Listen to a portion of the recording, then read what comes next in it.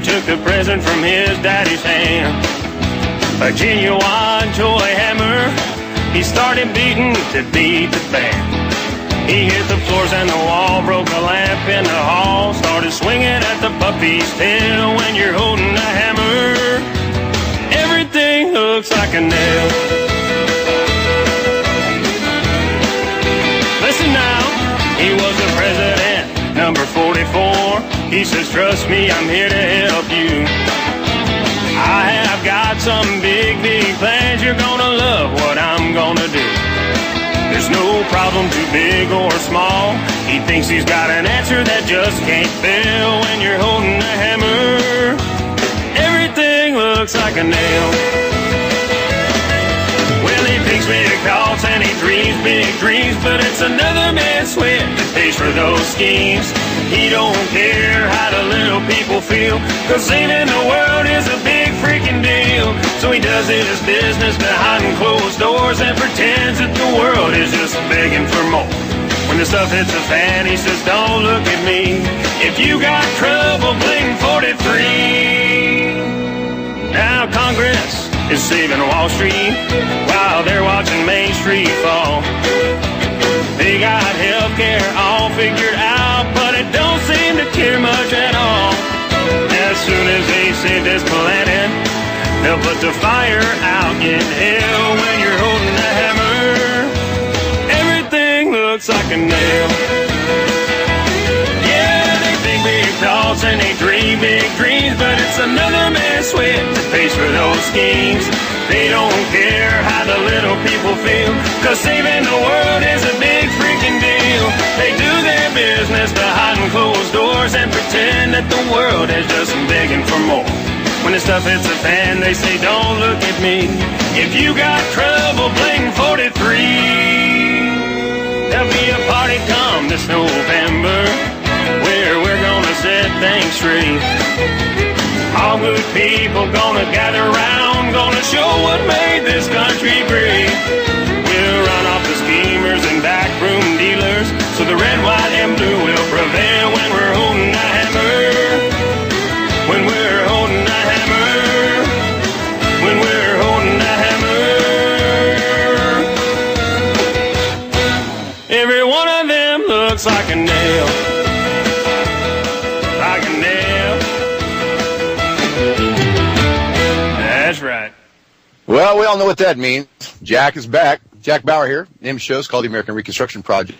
I've got two guests tonight with me. One of my favorites, all-time favorites, is Pastor Manning. Pastor Manning has been tearing Bam Bam up from the shoes on up, and God bless him for it. Before we get going in on the second hour, I'll have Howard Griswold, who we got cut off last week. I'll be finishing up his talk. But got to give out that disclaimer. It goes something like this. Anything you hear on the show tonight, please do not consider it to be legal advice. We do not, cannot, will not give legal advice. First of all, legal advice only works on a planet far, far away where law matters. It doesn't matter here. We show that on a daily, weekly, hourly basis. If you need legal advice, please, I ask you to go out and hire you some shyster, that be an attorney, who's more than willing to take your money, take your home, take your car, take your kids, take your cats, take your dogs, and if you're lucky, leave you out on the streets. If you're not so lucky, probably leave you sitting behind the Gray Bar Motel. So we got that down and out of the way. If you want to call in, the call-in numbers is for listening only is 832-280-0800, or you can call in and ask questions at 800-313-9443. That's 800-313-9443. Call in early if you want to talk to Pastor Manning, or you want to talk to me and yell at me about something. Again, we're going out big time. I apologize for last week's little faux pas, but this is the trials and tribulations of live radio. We've got a break coming up here. We'll be back in just a minute. We'll bring Pastor Manning right on. Bear with us. We'll be right back.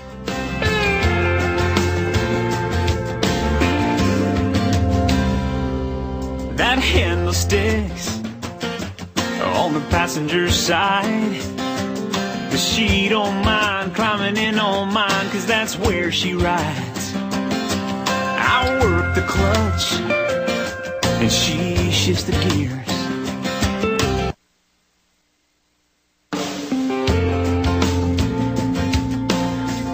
Welcome back. Jack Bauer here. The name of the show is called the American Reconstruction Project. I'm here every Saturday, same time, same station on the RBN network. I've got with me tonight, I hope he's here, Pastor Manning. How are you, my dear friend? Just fine, Jack. How are you doing? Oh, I'm still kicking, just not quite as high. You know, before we get going here, well, you're probably old enough to even remember this, but back in 1946, there's a little known event that took place back there. You know, the big thing right now is this stand gun grab that our buddy Obam Bam's trying to do to us. Well, back in 1946 in Athens, Tennessee, a bunch of ex-military guys out of World War II, they were conducting an election. And there is actually a made-for-TV movie called The Battle of Athens. And they went in and they tore the place apart. They took the sheriff came in, collected their ballot boxes, and was going to illegally count the ballots. And I'll tell you what, these guys got together and went and broke into the armory and got all the rifles they could get, and they tore that town up. And you know what? They got their ballots back, and they regained and reconquered the right to have a fair election. And it was quite a sobering time. So anyway, get that out of the way. How are you, my friend? I'm just fine. I don't remember that. It's right, but it sounds like a great idea. It sounds like where we might be going in the very near future. You know, Obama wants to take your guns, and I think everybody needs to be aware of that. This is not a casual, representation of some sort of, gun regulations to deal with criminals running around robbing banks and gas stations. This is an outright effort to disarm America so it can then put everybody into kind of FEMA camps and concentration camps that he ultimately plans to put us in. So this is a very serious issue, this gun grab of Obama. You know, one of the things that I've brought up was if it was really, in my opinion, for what that's worth, I think it's more than just a gun grab. I think it's something. It's something to get our focus off of the real target. They've got the technology that these slime balls, our military, not that they're slime balls, but the government in general have. They could destroy us in a heartbeat with a flip of a switch, with the microwave devices and everything else that they have. They don't need to take our guns. However, I don't think they want to tip their hand. We've had that since the 60s. So what is the issue really about? They want to take our eyes off of it, and there's a good chance, in my opinion, that Obam Bam actually has stock in a gun manufacturer or an ammunition manufacturer. He has been the best friend to gun stores ever to grace the earth. So, well, I certainly would like to have that information if you got it, because I'd love to post it up every place I can possibly do so. If he is invested in a gun store or gun manufacturer. But the other thing you just said, you're very possibly not possibly right. I'm sure you are right. I don't know if the gun grab is an actual distraction, but they certainly have the opportunity to eradicate people. I mean, they've got drones now patrolling the skies over America. They've got all kinds of technological intelligence gathering devices to be able to annihilate us or disable us at any time they want to do so. It's a matter now of how the American people are going to respond, and will they believe reports such as what you have just put forth? Will the American people believe that and understand that's just how critical the matter is? Right. Well, I'm not suggesting that he does. I don't have proof of it. I'm suggesting it is an extreme possibility because we know what these politicians do to us, how they feather their own nests, and they do it by means like this. I remember the seatbelt stuff and the not going over 80, the speedometers couldn't go over 80 miles an hour. Who was getting paid back in those days? It's the same thing that's going on now, just at a lot higher level, in my opinion. So, for what that's worth. Yeah, well, again, very interesting analysis, and you're invoking memories of the speed controls that were instituted some time ago. I'd forgotten all about that, and the people that profiteer from these mass laws and regulations, where nearly every American is touched by it, and they can glean dollars from the American people as well. I'd forgotten about that speed control situation that went on back in a couple of decades ago. Well, it comes right down to the same old factor. All you got to do is follow the money. And every time it leads to some crooked politicians. We've got a sheriff out here in Fresno, the toilet they call Fresno. And I got on her last week about not having the stones to do something and declare this a federal free zone. Well, now she's got a letter out, and it looks very lofty and airish, and boy, I attacked her big time on that, too, because I stated, here she is violating people's liberties and rights on the Constitution in every other manner she can, but this one she suddenly decides to stand up and take the side. which she did, typical politician, put her finger in the air, wet it, feel which way the wind's blowing, and she knew it was coming. So they're all, in my opinion, filthy. How have you been, Pastor Manning? I know you had a little bit of a problem there for a while with graffiti. Did that take care of itself? Well, I think that it did. We were able to get the police department to come out, and all the heavyweights in the police department actually came out and surveyed the matter. We haven't gotten a further report from them. I think they have, but they were bombarded by calls. Normally, those guys don't move for anything at all, and especially not for me. But you people put a fire under them. I don't know what you said to them, and it must have been you, Bauer, that got them fired up. They called me up, oh, Mr. Manning. They were saying, Pastor Manning, what can we do and how can we help and how can we be of service? I mean, the New York Police Department, police department, they are hard-nosed people. They just don't care about anybody, you know.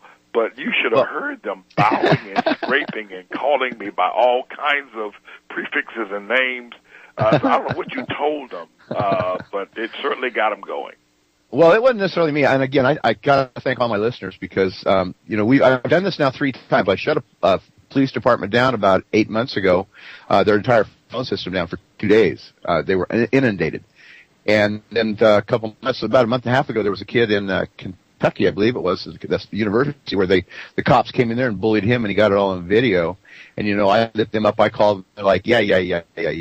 Well, 2 days later, they're calling me going, call him off. We fired him already. Please make him stop. So, what I've found is these low-life scum suckers, they hate having the light shown on them worse than anything in this world. And it's one of the things that I've been able to be very successful at doing is shining the light on the tyranny that's going on. I've got one guy here in Fresno that I want to approach him, the police chief, who's a pedophile, child molesting, drug-pushing, all the above murderer. I won't approach him because he, in my opinion, is too dangerous. I've heard I've made his list, his top 10 list, and I'm kind of an overachiever. I'm going for the number 1 spot personally, but that's just me. So, well, what's going on with you in your life? What are you doing anything new with we're Bam Bam? continuing our pursuit against the legal presidency of Obama, the long-legged Mac Daddy, and we have not given up. We will not give up.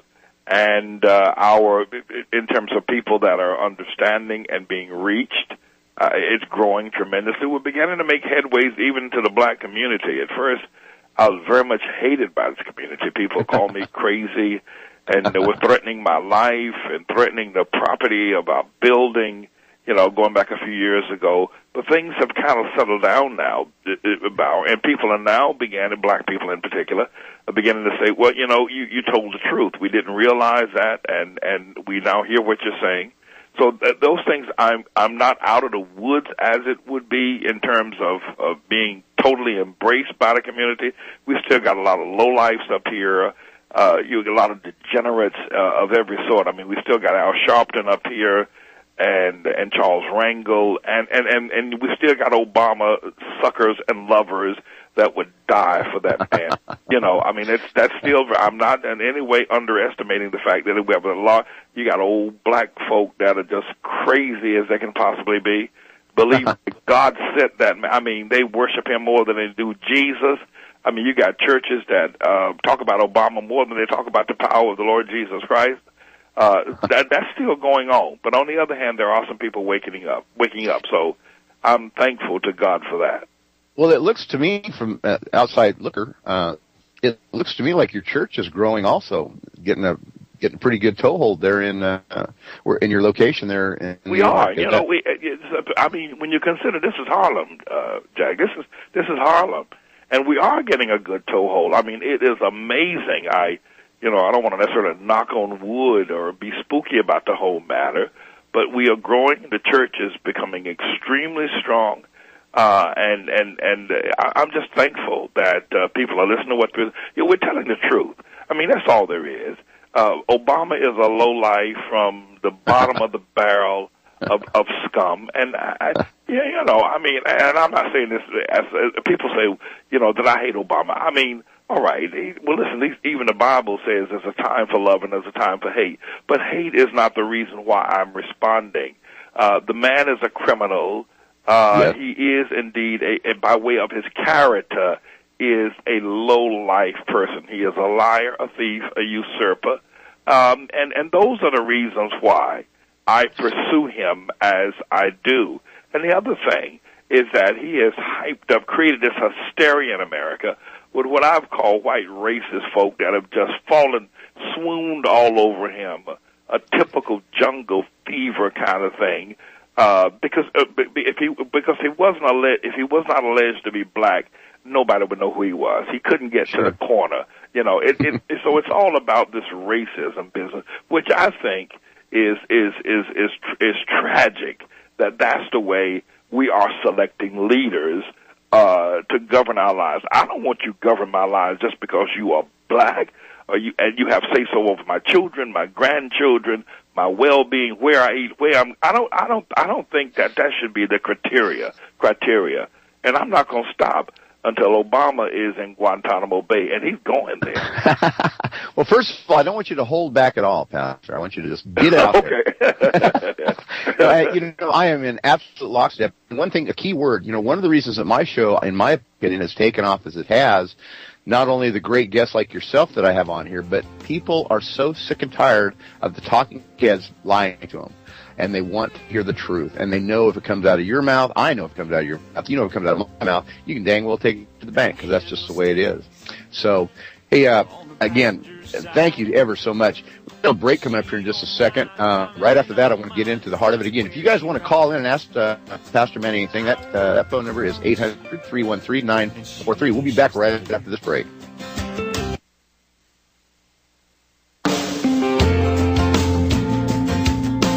Jack Bauer here. The name of the show is called The American Reconstruction Project. My special guest this week for the first hour is Pastor David Manning. Pastor Manning, again, thank you for being here.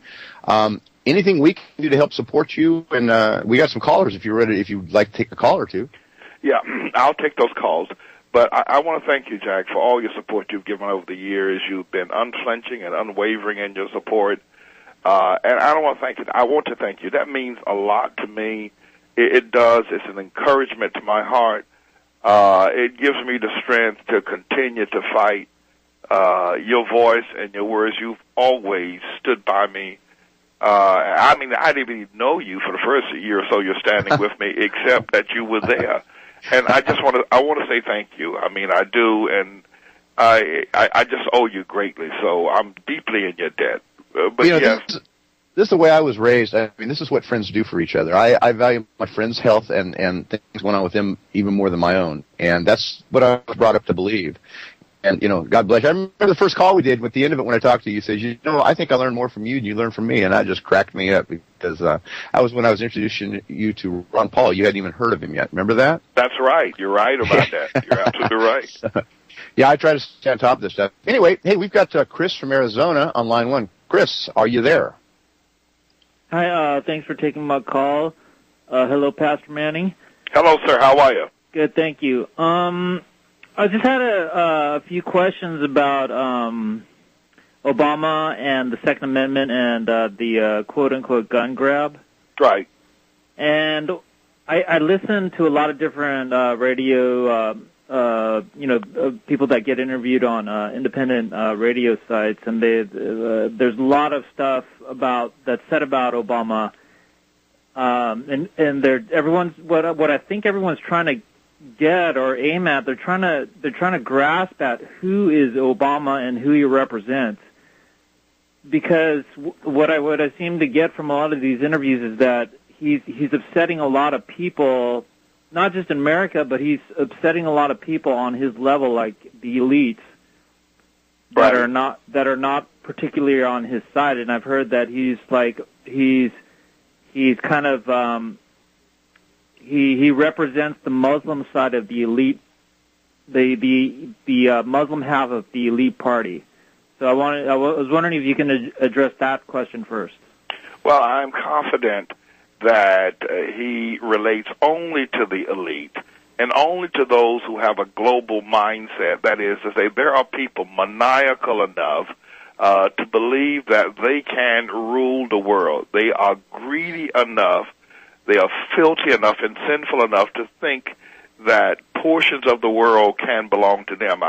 remember recently, going over the history of the time when the World War II ended, and Stalin and Churchill and Roosevelt sat down at Yalta to discover, since Germany had fallen and Europe was in disarray, who was going to be in charge of what. Thus started the Cold War, and East Germany and West Germany, and what Stalin took and what America was able to take. There are people, and the average American and average person does not think this way. We don't think about owning segments of the world, whole continents and countries, and bringing all their resources and power under our control. But Sure. Obama is one of those, and he hangs out with people like that, and that's exactly what he's trying to do. He's trying to figure out how he can get control of large segments of the planet and be king over it, and he deals with people who think the same way. Absolutely. You're right on, Pastor Manning. And, I was reading a report today that him and his family have spent $1.2 billion since he's been in there on their own personal, going to Hawaii, going here, taking their family here, taking their kids. I mean, why aren't other Americans standing up and yelling from the top of their lungs? I just don't get it. Well, Christy, a lot of people are afraid to say something again because he's black. They are afraid to make mention of the fact that this man, when you $1.4 billion, Jack, that's a lot of money. Yes, and for his vacations and his personal pleasure, he goes and he takes one plane, and Michelle the fist bumper, she takes another plane, and then Bo the dog goes on another plane. I mean, and nobody said not. If Obama, if some white president did that, people would be jumping up and down and would be going after his jugular. But because Obama's black, he gets the opportunity to spend this kind of money, carry his boyfriends with him everywhere he wants to go, people that carries his cigarettes in a duffel bag for him. I mean, he's got a special plane just for his cigarettes. And I'm not joking about this. I was aware of a lot of that part. I was not aware of. Chris, did that answer your question? Yeah, kind of. I just had one more question. Go ahead. Go ahead. This big issue with the gun grab and the Sandy Hook situation. Do you think that it's is he putting out a beta test right now, or is he going all out at this point, or is this kind of like is he slowly trying to phase something in? Well, I think Jack just raised the question about 20 minutes ago that this very well could be a diversion. You can't trust these snakes, these lowlifes. Yeah. I mean, you really can't. What they're up to is never what it all seems to appear. Now, this is gathering a lot of attention from a lot of people, but I think Jack is right. This is a diversion. There's something else going on because they have the power to shut down America anytime they want. They have laws like the National Defense Authorization Act to pick up Jack anytime they won't, put him in jail and not let him have a lawyer. So, Pastor Manning, hang with me here for just a second. We got another heartbreak coming up. I apologize. Stick with us. We'll be right back. Hang on, Chris. That handle sticks on the passenger side, but she don't mind climbing in on mine, 'cause that's where she rides. I work the clutch and she shifts the gears.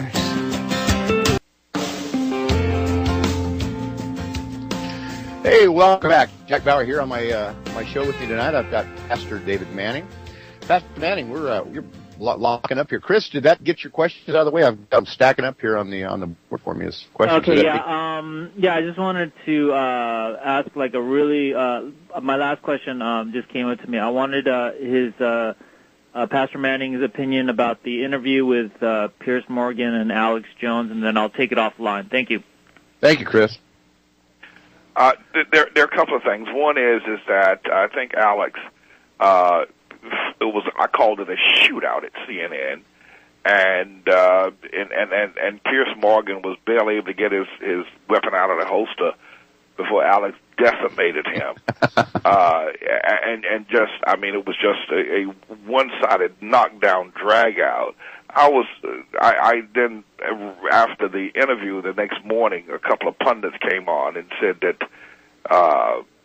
Piers Morgan should call Alex Jones to a boxing match and bring a AK-47 and pop it.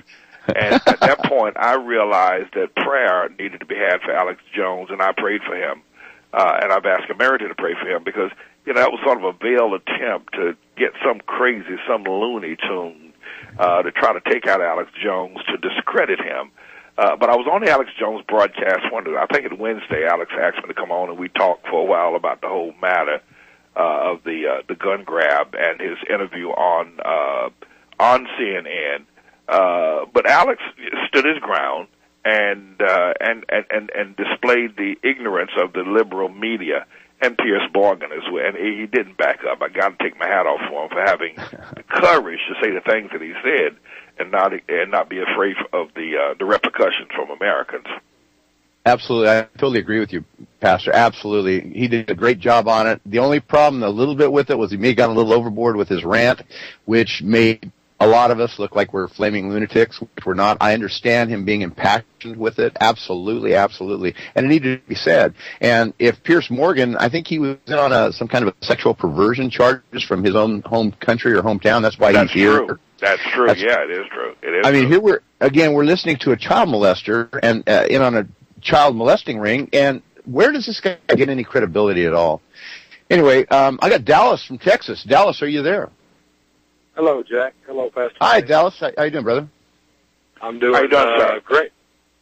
I just first of all wanted to second the comments that Pastor Manning said to you, Jack. You and I have talked several times personally on the phone, and you're a real dude. And because of the conversations that we've had, I've taken a more proactive approach to locally stamping out the tyrannical local bureaucrats. It's interesting that Pastor Manning made the comment about to everything there is a season. I just so happened to be reading Ecclesiastes last evening, and I took it as a sign to maybe call in and make a couple of comments and ask Pastor Manning a question. Pastor Manning, why is it, do you think, that society as a whole accepts the lies and the usurpation from these they're just men and women? I mean, there's truly nothing enlightened or special about them. I mean, they sit down to a table and eat their dinner. They go to the toilet like a human. I mean, I would assume they do. They look like everybody else. I mean, why do we as a society accept just the BS that they feed us? I don't mean to be short, curtain, or flippant here on this answer, Dallas. But the truth of the matter is that we are lacking the character of men today. We don't have men who are willing to stand up and be men and to face the consequences and to know that they can be victors and conquerors. Men go to work, or these people that wear pants, and women as well in terms of their character. They come home, they watch television, they have dinner, and they sit down and get indoctrinated by all of this, if you will, for lack of a better term, crap that comes over the television. They listen to these talking heads. They say, I'm conservative or I'm liberal, and then they let these liberal so-called pastors, that is to say these pundit and media people on television, tell them what to think and what not to do. You don't have the Patrick Henry spirit anymore in America. You don't even have the sense of frontierism anymore in America. And one of the reasons why people like Jack are so important and critical to us is because he takes on the establishment.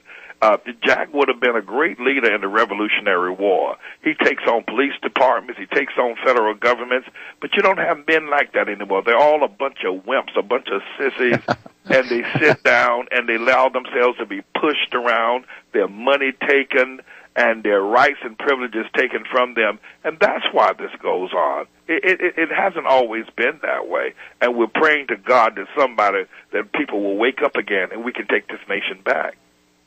Oh, and I agree with you wholeheartedly. And those that do stand up against the establishment are oftentimes labeled as conspiracy theorists or extreme right-wing fringe, blah, blah, blah. But the thing that I had to keep telling myself was there's a reason why the things that are on this television screen are called programming. Right. And not only just that, but everything that you see in the political arena, there's also a reason why they call that political science, because you can be assured that anything that those people are doing, they're doing for whatever motive they're not telling you it is. You understand what I mean? I know you understand. Absolutely. No, you're absolutely right. No, you're absolutely right.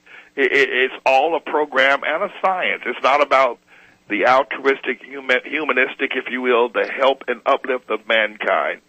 It's a science of that can be as destructive as chemical warfare.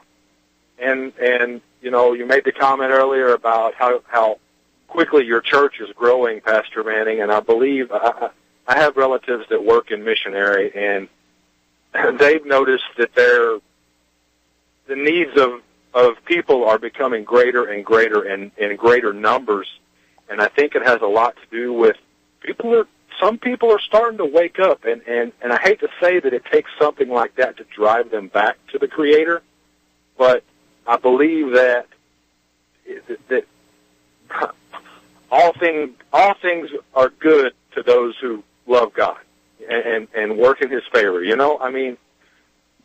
Well, I pray that there are other pastors that are listening who will stand up and begin to preach the Word of God, preach like the prophets of old, act and conduct themselves like David, because our church is growing, and it's growing in a genuine way, not from a bunch of greedy people looking to treat Jesus as Santa Claus, but people who are concerned about the welfare of this nation and about the future of it and about the truth, rather than all of this anti-God teaching that's coming out of television and out of politics as well. So you're absolutely right, sir.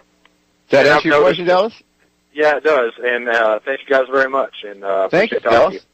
I appreciate it. Give me a call later if you want. I've got a lot of hours, but I'll be up for hours. Anyway, we've got John from Riverside next. John, are you there?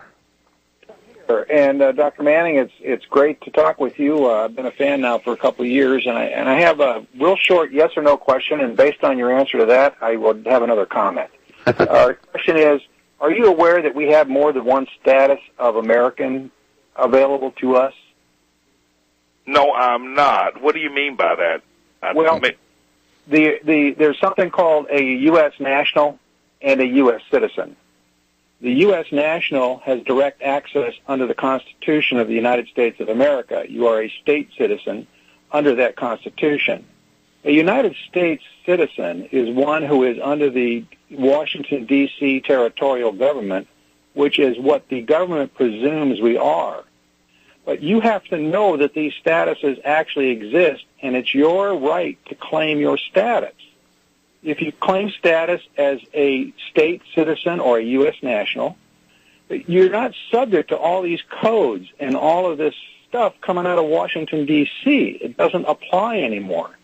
What I would suggest is that we get a guy who wrote the book called Roger Sales on back with Jack again and get you on, and let's do a talk show and let Roger explain all of this stuff, because we don't have to pay attention to what they do. For example, Obama's executive orders. Those orders only apply to those people who are under him in the executive status as a United States citizen. Absolutely. They do not apply to U.S. nationals. Absolutely. He's dead on. And I know it's a short show, just an hour tonight, Pastor Manning, but I'll be glad to make any of that information available to you, the book. I would love to. I need to know that. I don't need to be in the dark about that. This has thrown me because I'm not aware of it. I'm embarrassed. So I'm calling on you to make me aware of this. I don't want to be ignorant about such an item that's as critical and important as that. Dr. Manning, I can make sure you get a copy of his book. I think Jack has it. If he doesn't, I'll get it to him. I can make sure I get that Roger's book, we can get it to you as a PDF file, and that can get you started. And then let's get you back on with a talk show where we aren't limited by time and commercials. All right, very well. Very well. I need that. I don't want to be in the dark about this. Thank you, John. If I can expand upon what John just said just a little bit, most people don't realize it, but you can only have one domicile, not domicile, two different words, domicile. And right now, 99.999% of the populace is domicile is in Washington, D.C., a 12-square-mile area. That's how they have jurisdiction over you. You have to, through declaration, and you have to resurrect yourself. You have to reincarnate yourself to a living, breathing person. Now, you can reside where you're at right now. You're residing. I'm here. I'm me. This is it. This is my residence. But your domicile, that's very critical where it is. So I'll get all that stuff to you. It'll rock your world. What you learned last time was just a test. I want to bring. We've got Chris from Canada. Chris, are you there? Chris, are you there? Have we got Chris from Canada? Yeah, I hear him. Chris, how are you doing? Good. Yeah, with Roger, I've spoken with Roger. He's a good man. I've tried to get him in contact with Eldon Warman from Detox Canada. Okay. Eldon's a pretty wise man himself, but they have two different approaches, kind of the same end to the goal. But because they're both studying different things, they can't seem to click, unfortunately. But anyways, I was just because of the last caller I brought that up. But I want to ask Mr. Manning, he resides in New York, does he not? Yeah, I do. Yeah. You got a congregation in New York? I do. In Harlem, yeah. In Harlem. You should be doing pretty well for a man in Harlem. Give out your website and everything, Pastor Manning, so they can take a listen to you. I know you do a show daily. Give out that information. Let's get your word out there, my friend. Our website is atlah, ATLAH, .org. That's ATLAH.org. And our church is right in the community known as Harlem. We're 3 blocks away from the Apollo Theater, right off 125th Street. And we've been here for years. That's right. And still alive. How's that, Chris? Yeah, well, you mentioned Obama being black. If you've never heard Pastor Manning go to YouTube and type in Pastor David Manning or Dr. I know Manning. who he is. I know the man. I listened to his shows when he was on before he got canned. But is there more of an issue than just him being black? Are you trying to divide the blacks and the whites here? Like what's your hello, Canada. Yeah, no, I'm trying to stop Obama from dividing the blacks from the whites. That's what he has done. I'm trying to prevent that. I'm trying to bring some enlightenment to the fact of what he is doing in terms of creating racial division. Obama is the great divider. I mean, he ought to be classified as a part of the whole mathematical process. Some people multiply, some people add. But Obama divides, and race is what he has divided. He has done more to set us back in terms of uniting as a people than anybody I know in modern or historical times.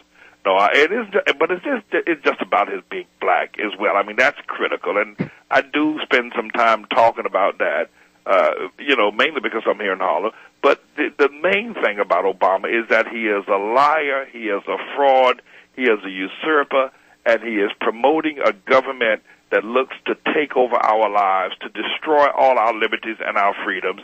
And they have found in him a disguise. They found in him a person who might appear to be, if you will, a pacifist or someone who's not necessarily dangerous, and have disarmed all of us. That's my real concern. He is ultimate evil. Black is just a lower part of my argument about him. Great. Hey, let's see if we can squeeze one more in before the break, and then we'll have to go after the break. Joel, we've got Joel from, I'm not sure where Joel. Joel from Michigan. Joel, are you there? Yes, Jack. Yes, sir. I spoke with you earlier. Are you feeling better? A little bit. Yep. Thank you for the concern.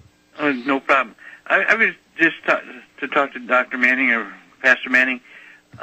Did you say originally when we first started that you were trying to get Mr. Obama out of the presidency because he's not a citizen? Well, I don't know if I said it exactly like that, but you would be accurate in making that kind of a statement about me. Yes. Okay. Well, hold. Let me clarify that because I don't want to mislead anyone. I'm not saying he's not a citizen. I'm saying he's not natural born. He does not fit the constitutional requirements to be president. That's a little bit different from saying whether or not he's a citizen or not. And let me be clear. He is not a natural. I think there's a Supreme Court ruling in 1873, if I remember right. I believe that's what it is, where they define a natural-born citizen as a citizen born where both parents are citizens that is of the United true. States. That is correct. So he does not qualify. He does not. If he was an upstanding guy, he would have no problem coming forward with the truth. Yet he spends literally tens, if not hundreds of millions of dollars with armies of attorneys to keep this information quiet and silenced.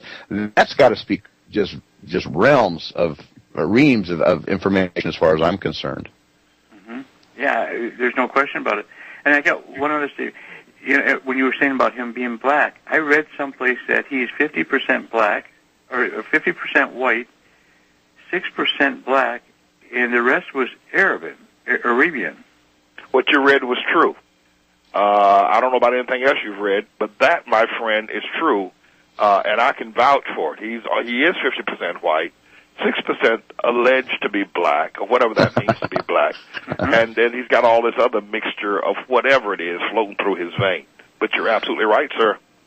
That answer your question? Yeah, it just absolutely amazes me that people can to sit and watch him and listen to him and can be so blind that they don't realize how he's destroying our country. With Bam Bam, you're either all in or you're all out. That's there is no gray area with him. No, Pastor's statement saying that he's been the biggest destroyer of the relationships between the peoples in this United States. That is so true. And it's not just the whites and the blacks. Thanks, Joel. Hey, I've got to make a break here. We'll be right back. Hang on. We'll be right after the station.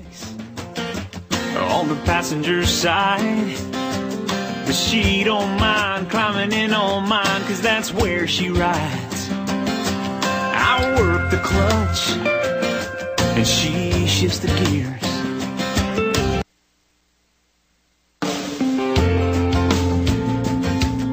Pastor David Manning from the Outlaw Church or Ministries out of Harlem, New York, is my guest. We've got somebody from your neck of the woods here on the phones. We've got Mark from Western New York. Mark, are you with me? I am with you, sir. And I like the idea of the second to the last caller's idea about Roger Sales coming on. I also wanted to tell you he is on with Alfred Adask on shortwave Tuesday afternoons at 4 Eastern. At 7490, and I think it repeats at 11 p.m. Eastern, I think 3215, and then again at 7 a.m. Eastern on Wednesday at 4840. But, roundtable discussion in that realm, I would love to see. Yeah, I've had Roger on before. Great guest, great information, and he's living now in Argentina and wouldn't come back to this low life country to save his, anything. And I don't blame him. He's got real food there. He's got nice people. It's a whole different way of life. It's not the adulterated crap that they're shoving down our throats here, thanks to Monsanto. Just a very nice man. And I'll make sure, Pastor, that you get all that information. I've got his book. I've got his updates, and I'll be glad to tutor you on it. Anytime you have a chance, you have my numbers. Anyway, Mark, were you going to make another point? We're down to minutes. No, I'll let you go. Thanks much for the time. You're more than welcome. Thank you, Mark.